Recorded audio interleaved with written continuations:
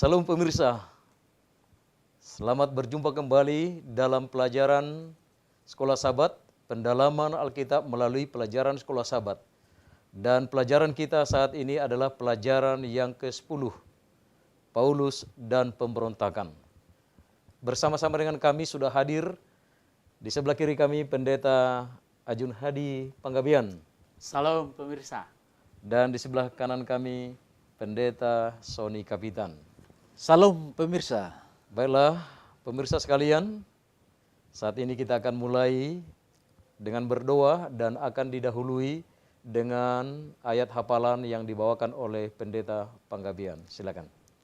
Ayat hafalan kita pada pelajaran yang ke-10 tertulis di dalam 1 Korintus 15 ayat 54. Dan sesudah yang dapat binasa ini mengenakan yang tidak dapat binasa, dan yang dapat mati ini mengenakan yang tidak dapat mati, maka genaplah firman Tuhan yang tertulis, maut telah ditelan dalam kemenangan.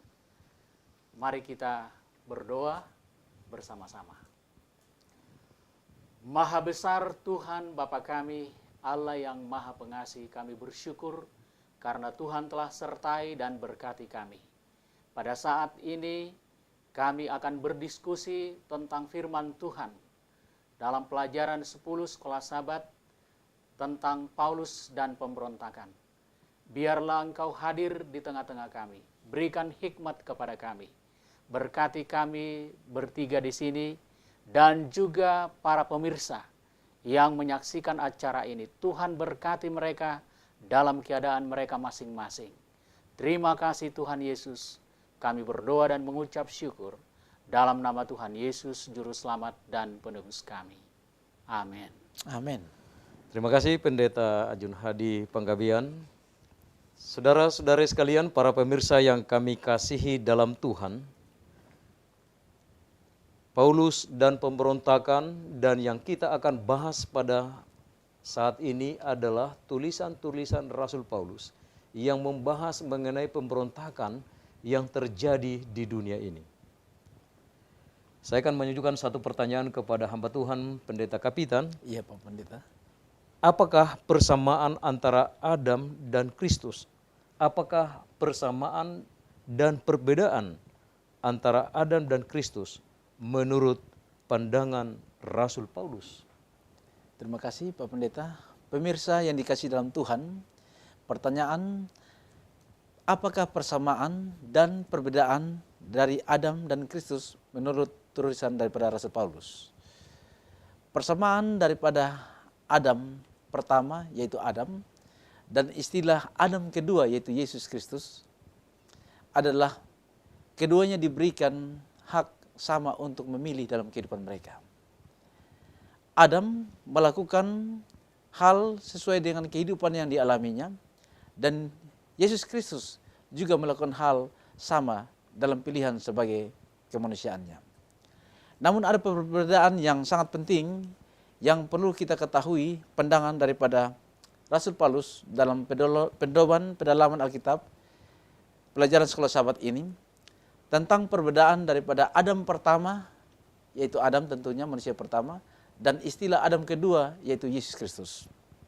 Adam pertama, dia kalah oleh maut ataupun mati, atau dia jatuh dalam dosa.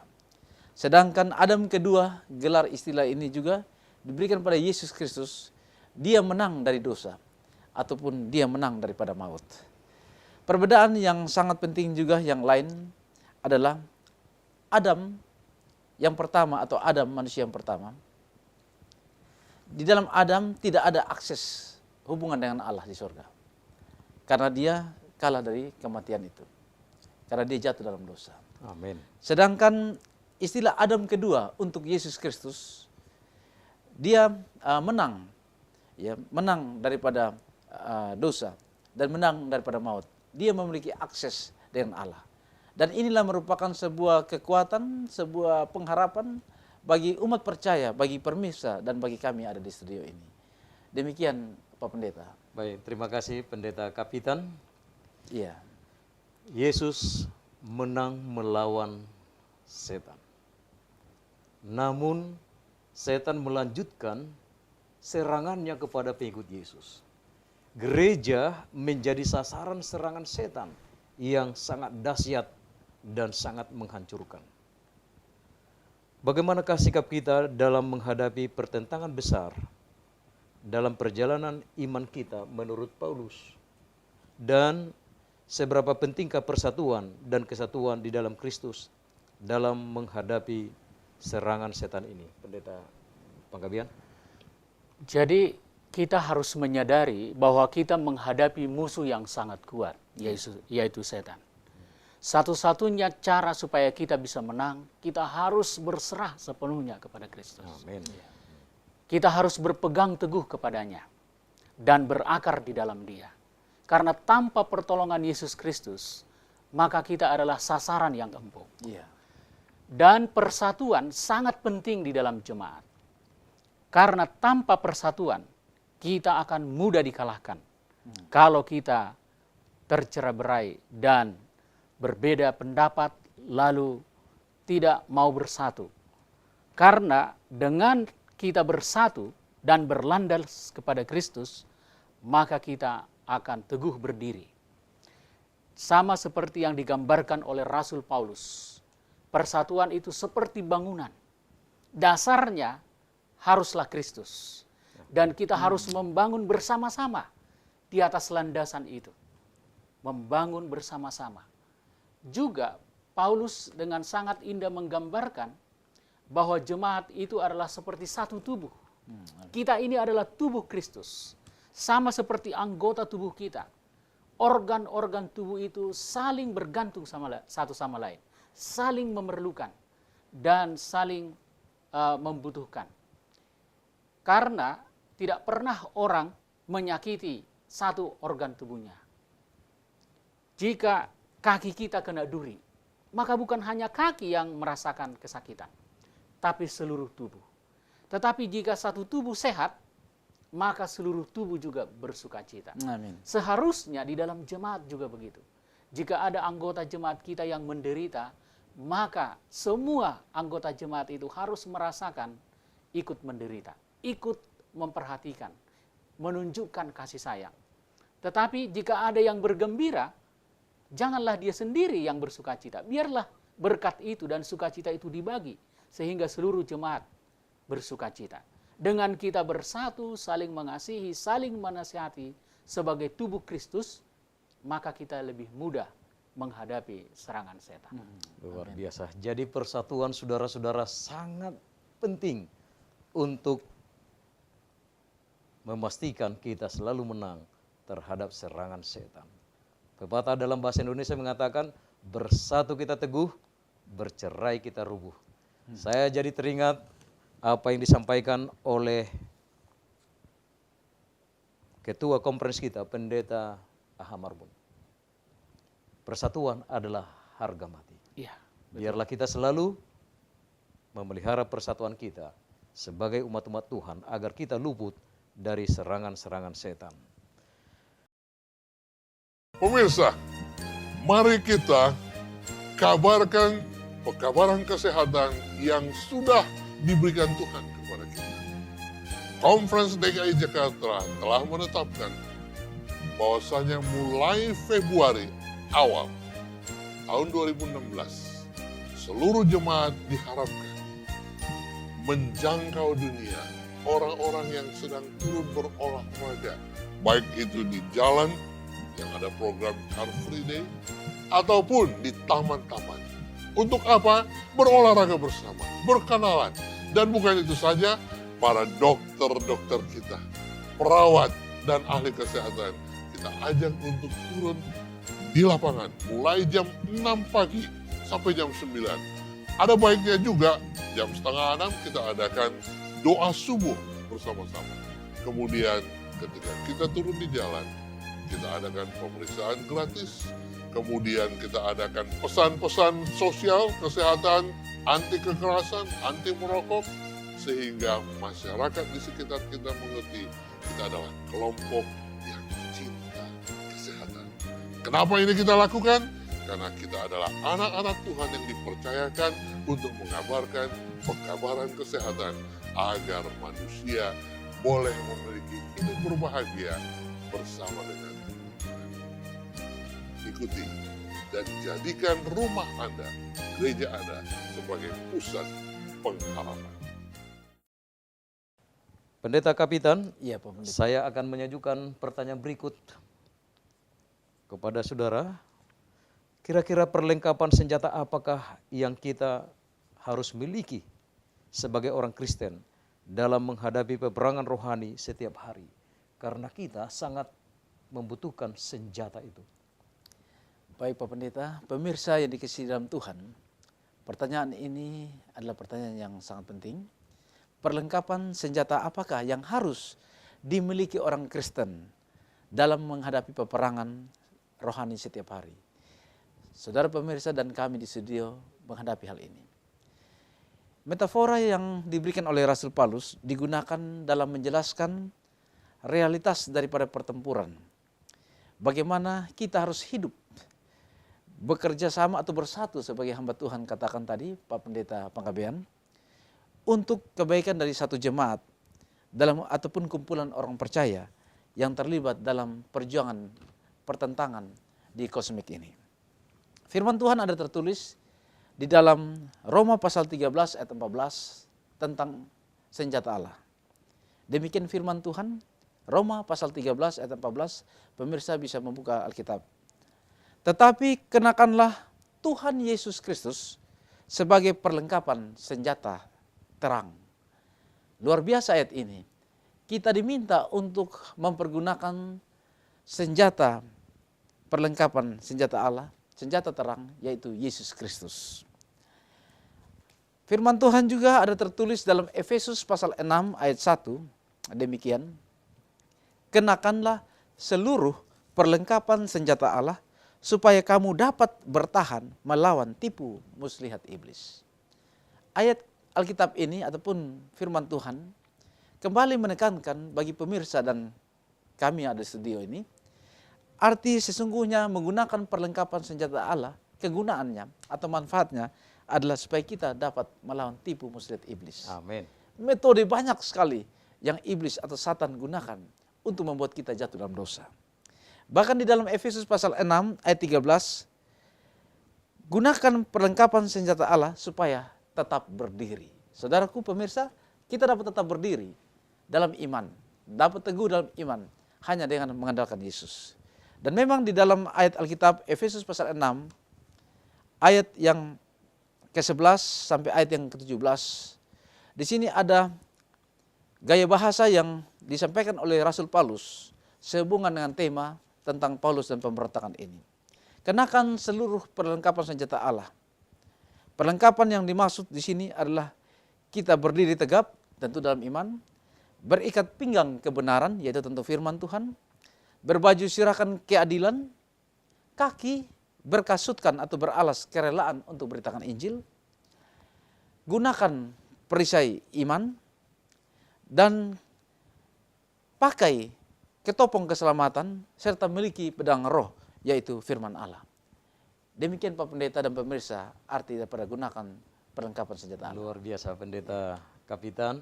Jadi apapun modus operandi yang setan akan gunakan untuk menyerang kita, ada jalan keluar, ada senjata yang disediakan Allah kepada kita masing-masing. Amin. Mungkin Pendeta Panggabean ada yang mau ditambahkan terhadap senjata Allah ini.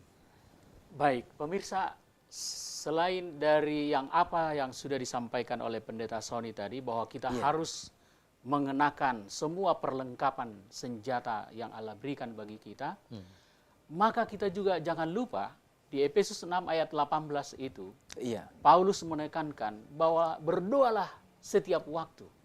Amin. Bahkan dikatakan dengan tidak putus-putusnya. Amin.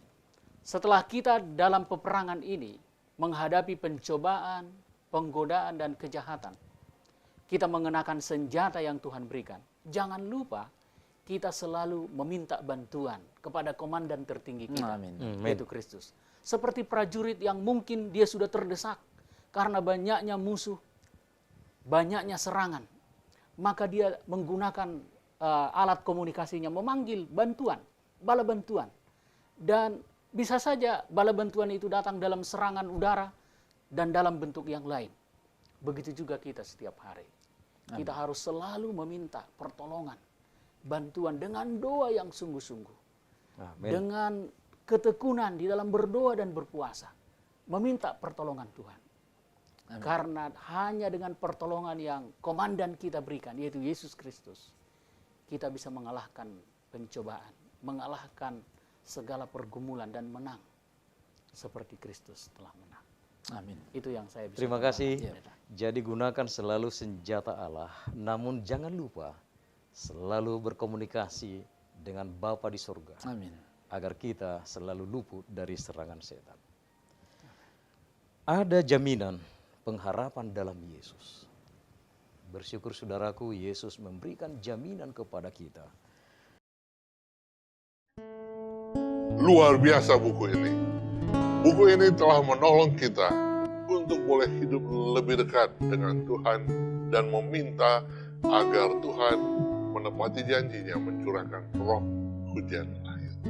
Pemirsa, jangan buang buku ini. Di akhir dari pelajaran 10 hari berdoa, ada di sana study plan dari GC, General Conference, yang bertema menjangkau dunia. Ya. Reach up to God, reach in with God, reach out with God. Ini adalah guideline buat para pendeta dan tua-tua jemaat bagaimana kita menggembalakan dan menuntun umat-umat Tuhan untuk mengalami pertumbuhan rohani, baik kepada Tuhan, kepada sesama, dan bagaimana menjangkau dan mencari orang-orang yang sedang haus akan kebenaran. Pemirsa, pastikan kita membuat rencana kerja sesuai dengan apa yang telah digariskan oleh organisasi kita. Kenapa? Bila mana kita memiliki program yang sama, maka pimpinan kita, baik dari conference, uni, divisi, dan GC, akan mudah menolong kita karena kita memiliki pemikiran dan rencana yang sama. Mari kita bekerja bagi Tuhan dan jadikan orang-orang untuk Yesus Kristus. Pendeta Penggabian, jaminan dan pengharapan apakah yang dinyatakan oleh Yesus melalui kematian dan kebangkitannya? Kita adalah orang berdosa. Tadi pendeta Sony sudah jelaskan bahwa dengan persekutuan dengan Adam, kita telah jatuh dalam dosa. Dan upah dosa adalah kematian. Seperti yang disebutkan dalam Roma 6 ayat 23. Tetapi kita bersyukur karena Tuhan begitu mengasihi kita. Dia telah memberikan anaknya Yesus Kristus mati di Golgota. Membayar semua hutang dosa kita. Kematian yang seharusnya kita tanggung. Kebinasaan yang seharusnya menjadi upah kita karena dosa kita. Telah dibayar Yesus Kristus. Amin. Amin. Dia telah tebus kita dari kebinasaan. Dan dia memberikan jaminan hidup yang kekal.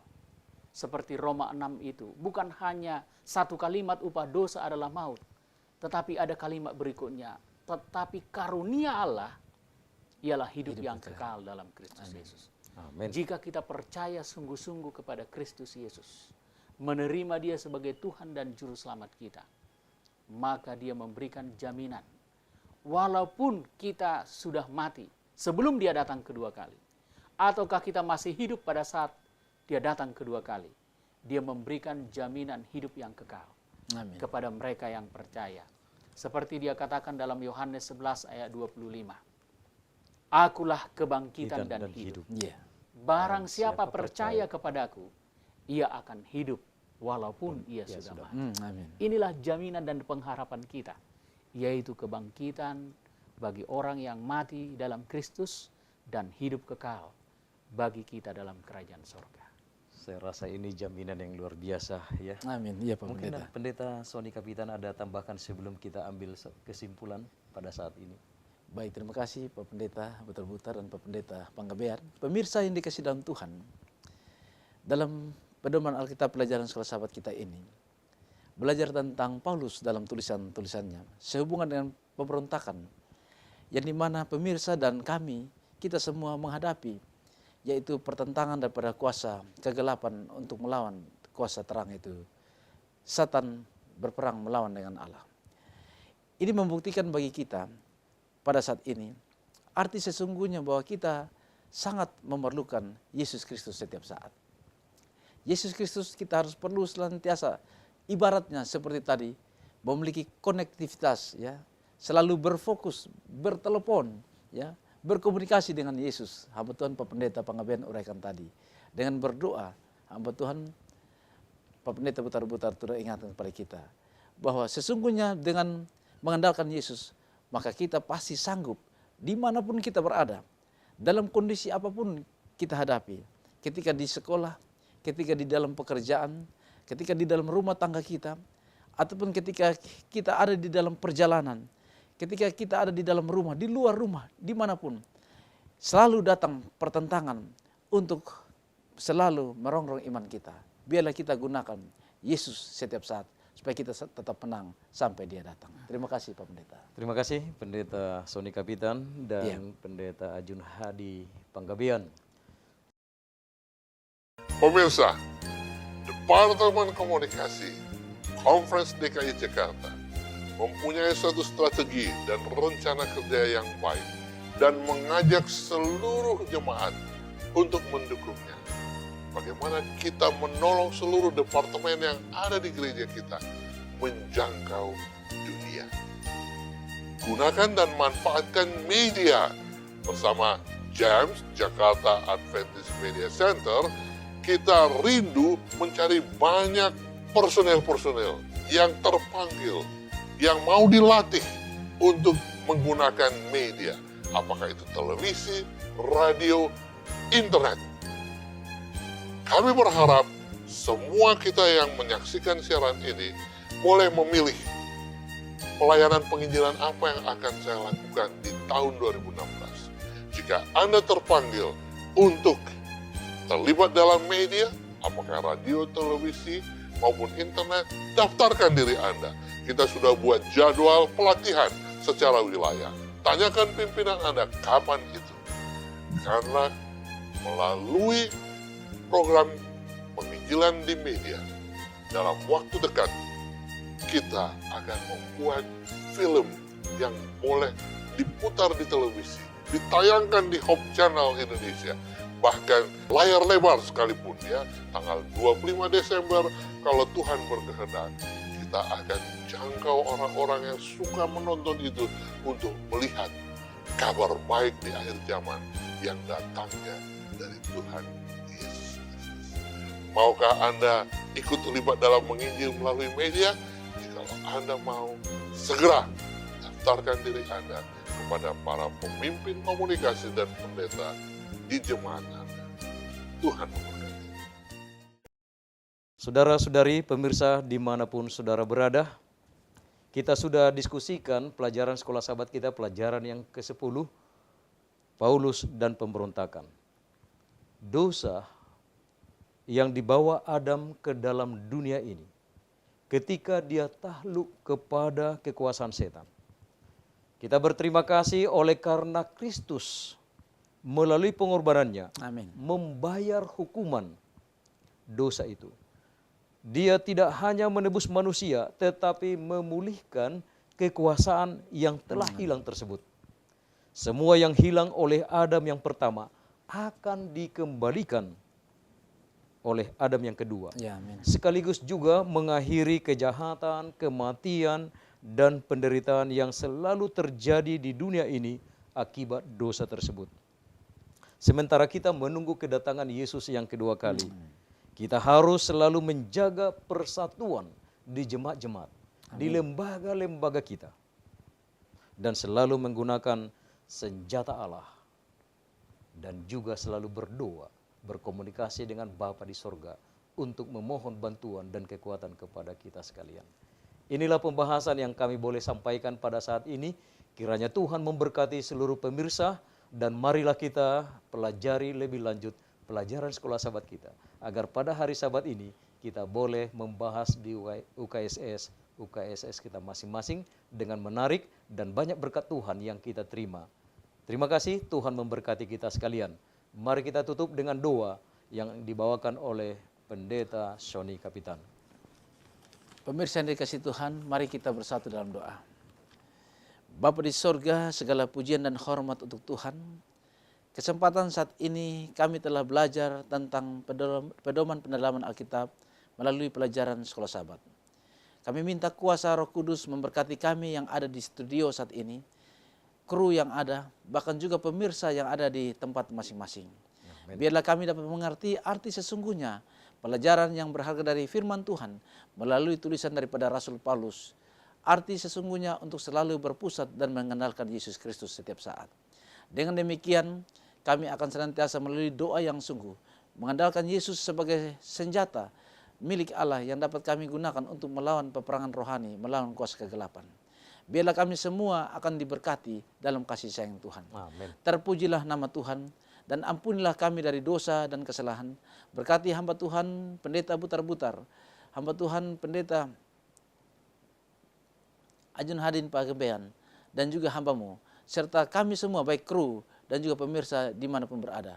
Doa dipersembahkan di dalam nama Yesus yang menjadi Tuhan dan Juru Selamat kami. Amin. Amin. Selamat berjumpa pada kesempatan yang lain. Tuhan memberkati. Amin.